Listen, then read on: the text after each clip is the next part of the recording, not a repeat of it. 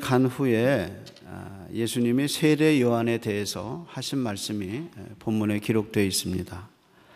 근데 본문은 쉽지 않아요. 본문의 이해가 여러분이 정신을 좀 깨시고 따라와야 본문의 이해가 됩니다. 오늘 본문 속에는 세례 요한에 대한 예수님의 평가, 세례 요한의 사역에 대한 말라기 선지자의 예언, 그리고 예수님의 비유와 마지막 35절은 풀기 어려운 지혜의 자녀에 대한 이야기가 나옵니다. 먼저 본문은 예수님이 청중에게 하신 질문에서 시작돼요. 예수님은 3번씩 청중에게 묻습니다. 너희가 무엇을 보려고 광야에 나왔니? 너희가 무엇을 보려고 광야에 나왔느냐? 바람에 흔들리는 갈대냐? 아니라면 너희가 무엇을 보려고 나왔느냐? 부드러운 옷 입은 사람이냐? 부드럽고 화려한 옷 입은 사람은 왕궁에 있다. 그러면 너희가 무엇을 보려 왔느냐? 선지자냐? 맞다. 선지자보다 더 훌륭한 사람이 바로 이 사람이다 하고 세례 요한을 칭찬하십니다. 더 놀라운 것은 이 사람을 가르쳐서 성경에서 보라, 내가 내 앞에 앞서 내 사자를 보내겠다. 그가 내 앞에 내 길을 준비할 것이라고 기록되어 있다. 다시 말해서 이 말은 세례 요한이 예수님을 길을 예비하러 오는 엘리야다 이렇게 얘기한 거예요. 그리고 예수님이 더 놀라웠게 28절에 세례 요한을 가르쳐서 하신 말씀은 내가 분명히 말하지만 여자에게서 태어난 사람들 중에 세례 요한보다 큰 사람은 없다. 이게 세례 요한에 대한 예수님의 평가입니다. 아마 사람이 받을 수 있는 평가 중에 혹은 성경에 나오는 평가 중에 가장 높은 평가를 받은 사람이 세례 요한입니다. 근데 여러분 한번 물어볼게요. 세례 요한이 이럴 때 어떻게 예수님께 대했습니까? 세례 요한이 제자들을 보낸 이유가 예수님에 대한 의문에서부터 시작됐어요. 그래서 사람을 보내서 말하기를 당신이 정말 메시아입니까? 아니면 우리가 다른 사람을 기다립니까? 하고 물었습니다. 예수님이 사람들에게 갈대를 보려고 광야 나왔니? 라고 말씀하셨는데 정함이 없이 이리 불면 이리 흔들리고 저리 불면 저리 흔들리는 갈대 같은 신앙처럼 혹시 세례 요한이 그렇게 흔들리지 않았나 하는 그때 예수님이 세례 요한을 최고의 언어로 칭찬하셨습니다. 왜 그랬을까? 신앙이 가장 흔들리고 있을 때 예수님은 세례 요한을 최고의 언어로 격려했습니다. 그럼 이게 이 사람의 신앙을 일으키기 위해서 격려하기 위해서 예수님이 심리적으로 이런 말씀하셨나? 그렇지 않아요. 예수님이 이렇게 칭찬하신 이유는 요한의 지금 자기의 신앙이 아니라 요한이 하고 있는 사역의 성격 때문입니다. 누가복음 16장 16절에 이렇게 얘기했어요. 율법과 예언자들의 시대는 요한의 때까지다.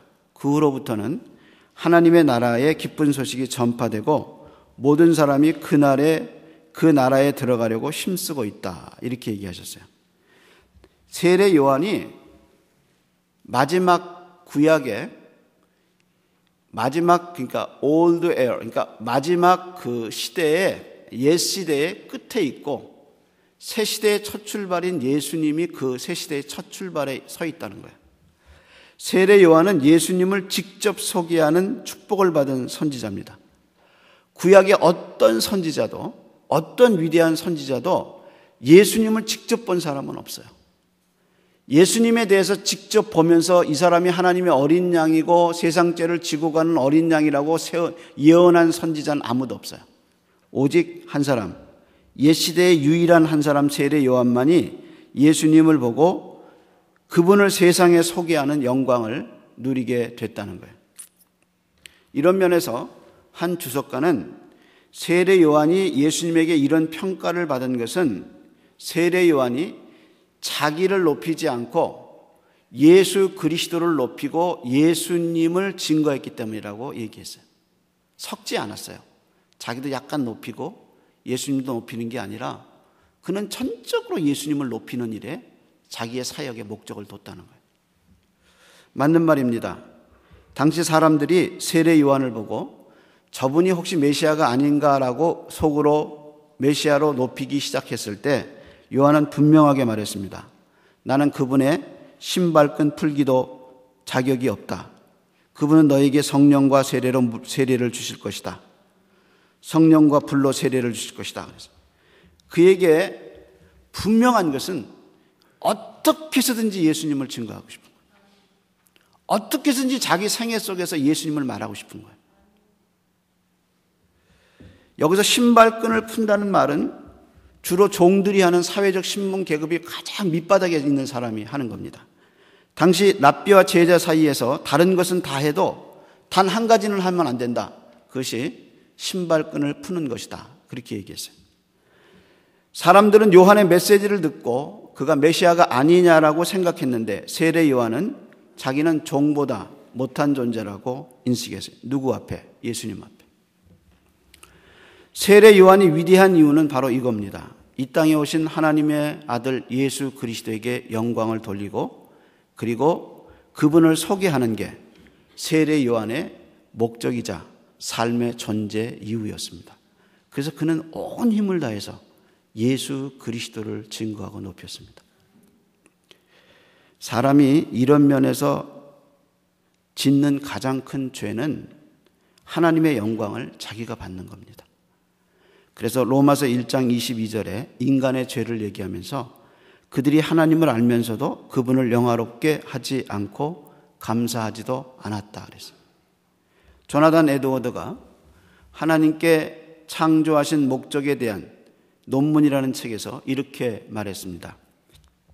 하나님께서 하시는 일의 가장 큰 목적은 성경에 너무나 다양하게 표현되어 있지만 사실은 단 하나밖에 없다. 이 한 가지 목적을 일컬어 하나님의 영광이라고 부르는데 이것은 참으로 적절한 표현이다 라고 얘기했어요. 하나님의 창조와 예수님을 통한 구속의 모든 사역에 하나님의 자신의 영광을 드러내는 것이 목적이에요. 다니엘서 5장은 저울 이야기가 나옵니다. 하나님의 소래 저울에 있는데 하나님이 그 저울에 국가와 개인을 달아보신다는 겁니다. 그 글의 내용에 바벨론 왕 벨사살에게 하나님의 손이 나타나서 벽에다 글을 쓰지요. 그 글자의 내용이 이겁니다. 메네 데겔 우바르신, 메네 데겔 우바르신. 그 뜻을 해석하면은 메네는 수를 센다는 뜻입니다. 데겔이라는 말은 저울에 댄다는 말입니다. 그래서 바벨론의 이 사건을 다니엘이 이렇게 해석했어요. 왕이 하나님의 저울에 달린 결과 표준에 미치지 못했다는 것을 뜻합니다. 그렇게 얘기했어요. 여러분 다니엘서 4장과 5장을 읽어보세요.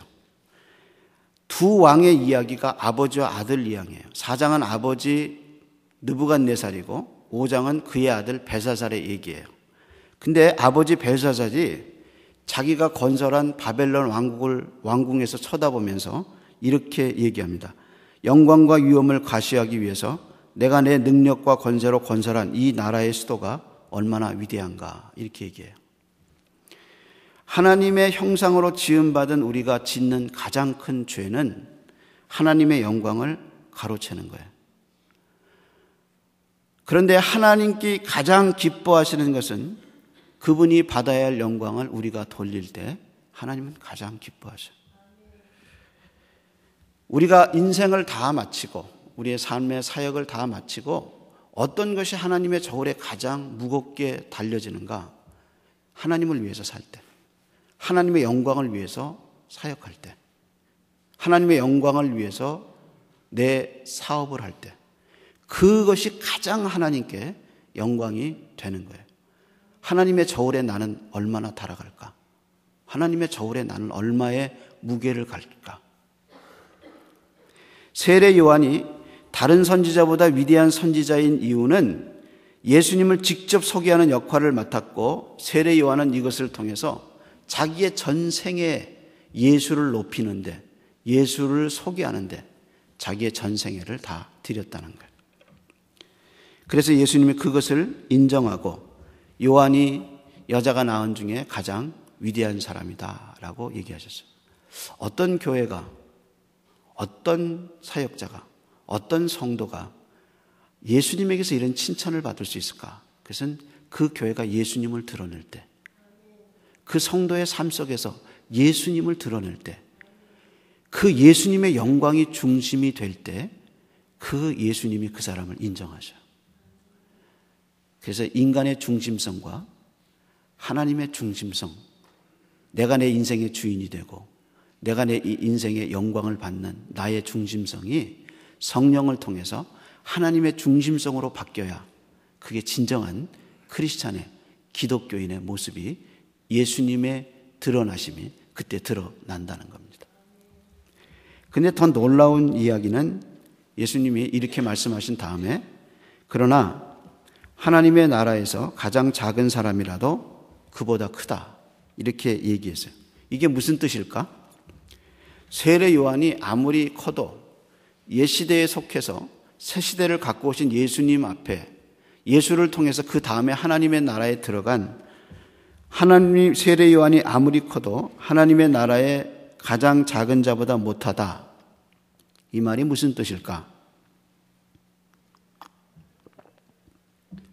여기에 하나님 나라의 비밀이 있어요. 누가복음 전체에서 하나님의 나라라는 말이 27번 나오는데 바로 본문에서 하나님의 나라가 3번째 언급되는 장면입니다.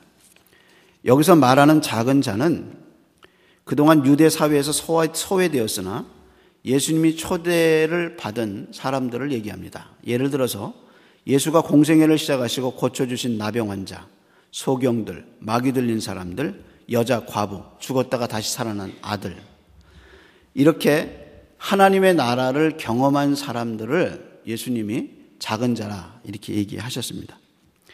여기서 예수님이 이 사람들이 요한보다 크다고 하신 것은, 이 큰 것은 그들의 내부에서 나온 것이 아니라 예수님과의 관계성에서 나옵니다. 제가 다시 한번 설명할게요. 예수님이 이 사람들을 크다고 얘기하신 것은 그 큼이 이 사람들의 내부에서 나온 것이 아니라 예수님과의 관계성에서 나온 겁니다.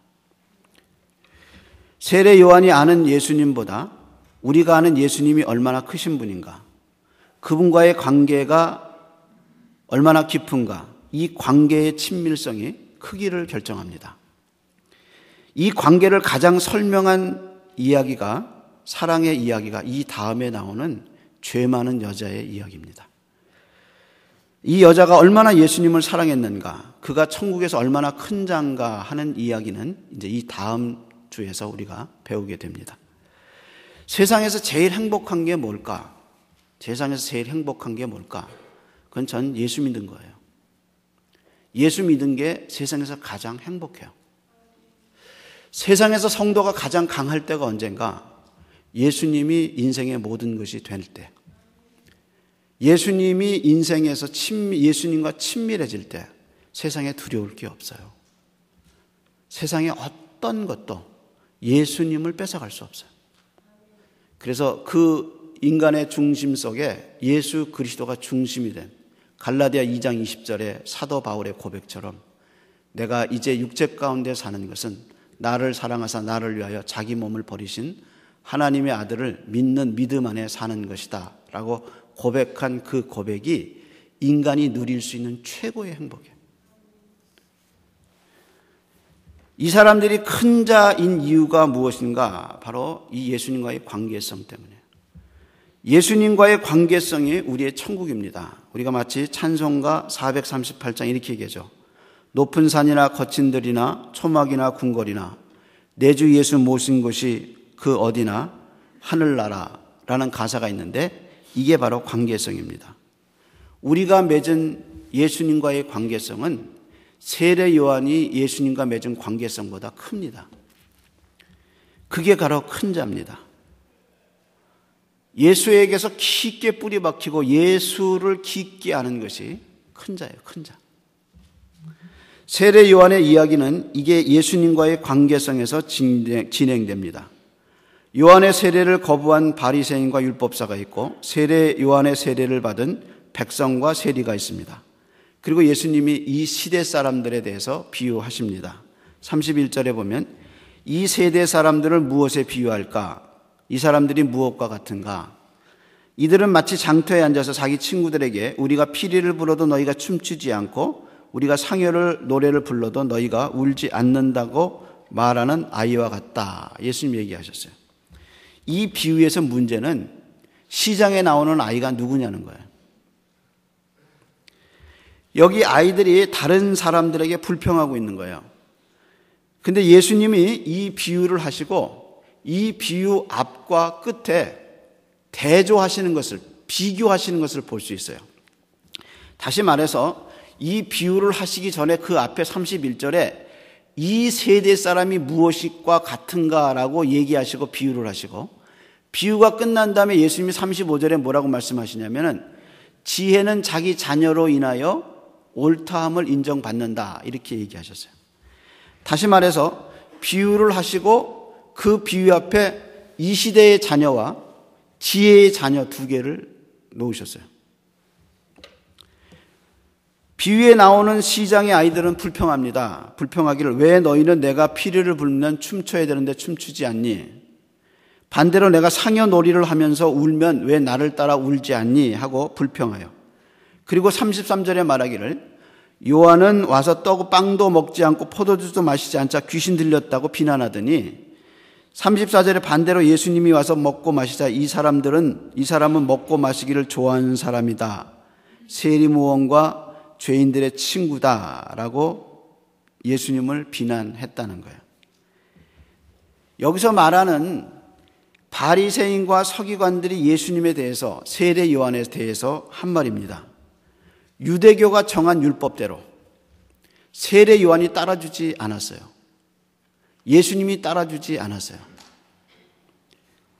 세례 요한은 세리에게 세례를 줬고요. 예수님은 유대교가 소외시킨 그들을 받아들였습니다. 그러니까 이 장터의 아이들처럼 피리 불면 울어줘야 되고, 피리 불면 춤춰줘야 되고, 상여가 놀이하면 울어줘야 되는데, 예수님은, 세례 요한은 그들이 정한 법대로 예수님이, 세례 요한이 하지 않았다는 거예요. 그래서 세례 요한과 예수님을 통해서 하나님을, 구원을 거부하기 시작했습니다. 그런데 그 시대 사람들 중에서 예수님과 온 하나님의 구원을 받아들이는 사람들이 생기기 시작했어요. 그 사람이 바로 지혜의 아들들이에요. 그래서 예수님은 그들을 지혜의 자녀라고 불렀습니다. 그러니까 누가는 누가복음 전체를 통해서 우리에게 계속 묻고 있는 거예요. 이 책을 읽고 있는 당신은 예수님이 누군지 아느냐? 이 설교를 듣고 있는 당신은 그분이 가져온 하나님의 나라와 그 구원을 당신은 믿고 있느냐? 당신은 이 세대의 자녀냐? 아니면 지혜의 자녀냐? 이게 누가복음의 질문이에요. 이 시대가 정해놓은 법대로 살지 않고 예수님이 가져온 새로운 법과 새로운 하나님의 나라의 그 구원을 받아들이는 지혜의 자녀들이 생기기 시작했어요. 그래서 이 시대는 세상의 자녀와 예수님의 지혜를 받은, 그가 누군지 아는 예수님의 지혜의 자녀 둘로 나뉘기 시작하는 겁니다. 이 세상이나 다음 세상에서 누릴 수 있는 최고의 복은 예수님입니다.